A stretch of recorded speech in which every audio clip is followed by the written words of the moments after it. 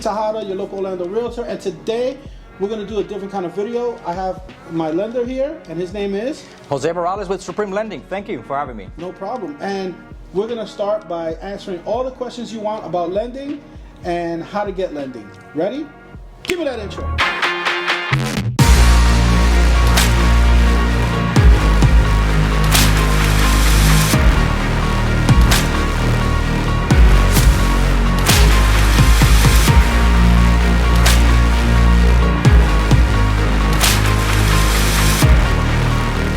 Guys, like I said, welcome back. Today we're here with Jose, and Jose's going to introduce himself. Hello everyone, thank you for having me. First of all, I'm Jose Morales with Supreme Lending. We're a nationwide lender serving all states, and we are direct.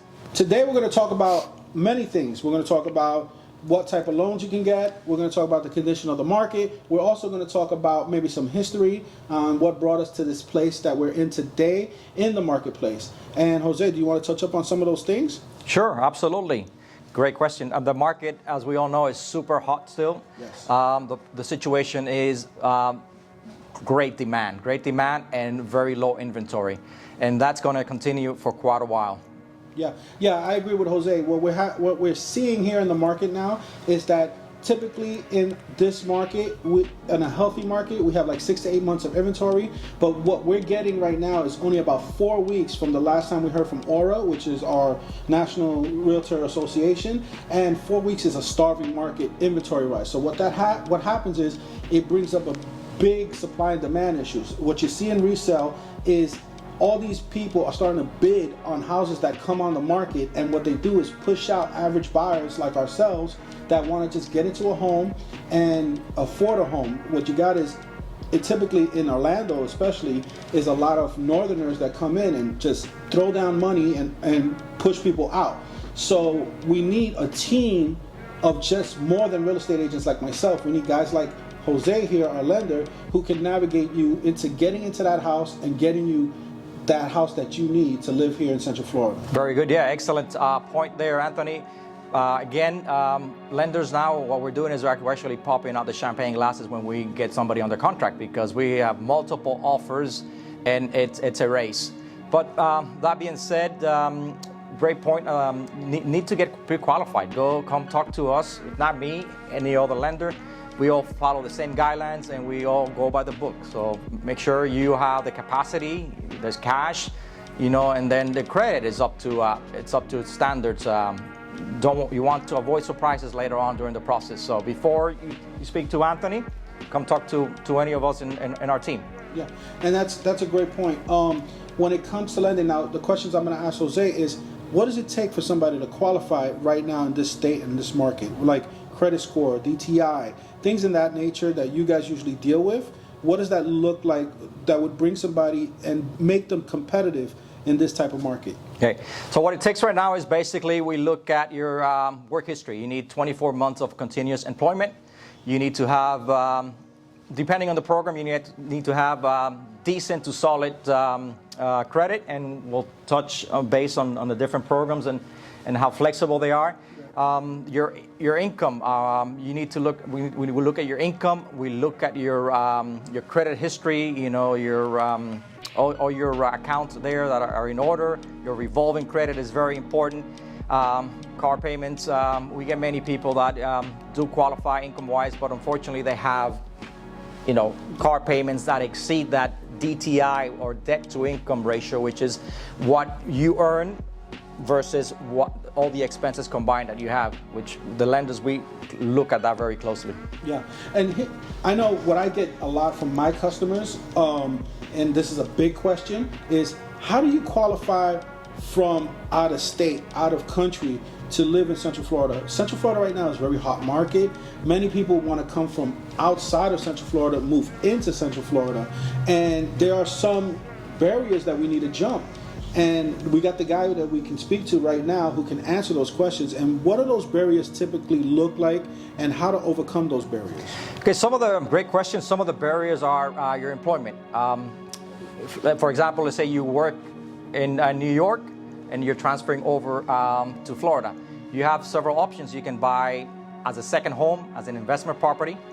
That being said, if you can prove that you can work out of home, usually takes a letter from your accountant and so forth. Depending on the industry you're in, you have no problem. I know you get one from your accountant. Do you need a letter from your job as well, saying that you can transfer, or what does that job situation look like? It helps if you can get a transfer letter, but like I said before, Anthony, if you've been working from home, and that's the norm, then you need no further than that. But okay, perfect. Obviously, a letter from your employer is always a good thing as well. And how about somebody who wants to come here but was changing job fields? What does that look like for them? Changing job fields, we look at that in a bit different. As long as if you remain within the same industry, there's no issues. You just need to have usually about 30 days worth of pay stubs and so forth. As long as it's not a significant change from what you used to do before. Remember, these programs, they want continuity. They want to make sure that you are stable in your job or your profession. So if you're a doctor, stay a doctor, don't become a trucker. Absolutely. All right, Jose, so do you want to explain to us what are the limits for maybe the conventional loans and some other loans, maybe like VA loans, and what does that entail right now for us in this market? Sure, great question. The limits, conventional conforming, starting January the 1st, went up all the way to $647,000, which is quite a jump. FHA is now at $420,000, again a significant jump, and it's great that they do this to the benefit of borrowers, because given the current situation of how properties have valuated recently, then it gives that client a bit more buying power. That's awesome. That's awesome. So Jose, I do get a lot of clients. They always asking if the market's going to crash, and they think that it's going to be a 2008 situation. I try to educate them that that's not the case, but maybe hearing from someone like you, who's a lender, who's always dealing with loans, and what is actually going on market-wise, might be a good thing. Great question again, Anthony.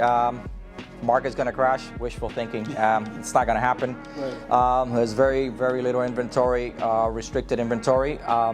There's a great demand, especially people moving from up north, people with cash. I've seen some reports from experts, and this is going to continue well into 2022. What happened in 2008, a great financial crisis, basically, to sum it up, if you were breathing, you got a loan. That's not the case anymore. We follow very strict guidelines, and we play by the book. So there was a lot of federal regulations that were implemented, in my understanding, and correct me if I'm wrong. Correct. That makes the loan process scrutinizing now, where not anyone can just get a loan, and you kind of need to meet those guidelines in order to get a loan, and that was to protect the secondary market. Am I correct? Correct. It's all sorts of guidelines, more new guidelines put in place for exactly that, to avoid what happened in 2008. Like I said, basically, if you were breathing back in the days, you get a loan. That's not the case. As much scrutiny now. I mean, and they're checking. We're not police, but the lenders, we have to follow the guidelines in order to make sure that loan is insurable, because as I said before, touching that point earlier, that loan needs to be sold to investors who are the owners of that loan. Right. So I mean, for what Jose and I are getting at is that in order for the market to crash, it has to be 2008 again, where these loans are bad loans and they're compacted, and the secondary market falls apart, which is Freddie Mac and Fannie and Freddie. Right, Fannie and Freddie. And the government is involved now in setting these guidelines, and correct me if I'm wrong, so that doesn't happen again. So we have that preventative measure in place, which produces a healthier market, and people who can actually afford these loans are owning these loans and are paying these loans to get their homes now. Correct, yeah. Not only the government, some lenders are different, most lenders are different, so some lenders will even put overlays, right, which are additional guidelines on top of the existing Fannie, Freddie, FHA, VA Right.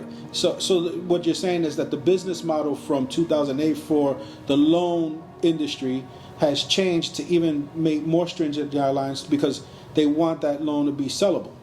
Absolutely, 100%. Okay.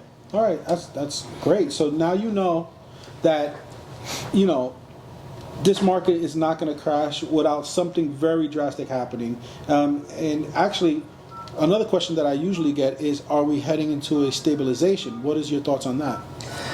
Something's got to give. I mean, there's cycles in the industry, and we've seen a bit more normalization. But it's gonna go, like I said before, well into 2022. The market's gonna remain hot.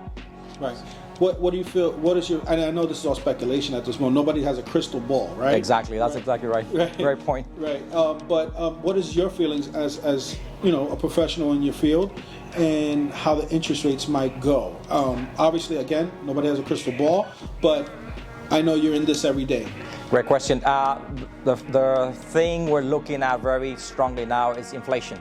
So that inflationary pressure is building and building, and I believe in order to control that, then the Fed is going to gradually start increasing interest rates, which will affect the mortgage industry. So that being said, we may get some hikes as early as March 2022, which is what I've been reading up. And so, but that being said, we're still at record, you know, historic record lows, and as far as interest rates are concerned. Okay, awesome. All right, Jose. So let's talk about maybe some of the things people might see when it comes pertaining to a loan. Like, I know we know these things, right? Especially you do. But I want to describe to our customers, our clients out there, what is things like PMI? What is PMI? Can you describe that? Absolutely. PMI, or private mortgage insurance, is an insurance used to protect the lender. If you don't have 20% for a down payment, then you're going to incur this fee. Okay. And things like, let's talk about what the difference between conventional FHA and VA. Absolutely, we can touch base on that. Conventional loans, conforming loans, are for individuals. The norms are actually 5% down. That being said, we have programs that are, as you can get into a conventional conforming loan for as low as 3%. Fannie Mae Home Ready or Freddie Mac Home Possible. It's a good program for first-time home buyers. You actually don't have to be a first-time home buyer. You just have to meet the AMI, which is the income. It's income sensitive. So I believe in most counties the limit is about $56,200. So you have to be at that enabled to qualify for that. FHA, great program if your credit is a bit affected, and there you have a 3.5% down payment, which you can get away with. Okay, awesome. What are some of the things that, when you're processing a loan, that you come up against? So what's your typical thing or questions? Okay, questions is, I encourage everybody to, get pre-qualified. I know it's a big step, Anthony. It's people tend to be nervous, but we are all professionals in the industry. We don't hustle you. No pressure. Get your credit pulled. It's only going to affect you, 2 to 5 points. It's not a big deal. See where you stand, and speak to your lender. If you get asked documents immediately, turn them in. Right. Yeah, I get a lot of people, they're asking me what's the process of buying. Absolutely, I agree with Jose. Getting pre-qualified opens up a lot of doors for you.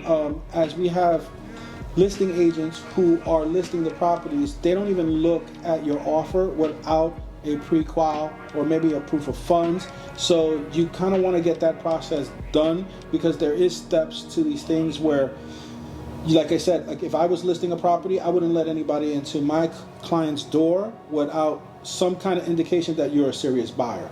And I'm sure you're experiencing that too on the loan side. Absolutely. Most listing agents are not going to let you walk in the door without a pre-approval letter. And just some clarification as far as what a pre-approval and a pre-qualification is. Pre-qualification is myself, just briefly speaks to you and qualifies you over the phone. I may be able to gather a couple documents, pull credit. Whereas a pre-approval, and we have underwriting pre-approval, is they actually look at most of your scenario with backup documentation. That's why you probably want a pre-approval, and that's a solid letter there. And as far as the loan process goes, I know it goes to you first, and you process the loan, or someone like yourself, and then we have underwriters, right? And what is the job of an underwriter? Okay, so to better explain, we are as an attorney to you. We don't process the loan. We are as loan officers, loan consultants. Our job is to gather all the documentation, do the pre-qualification.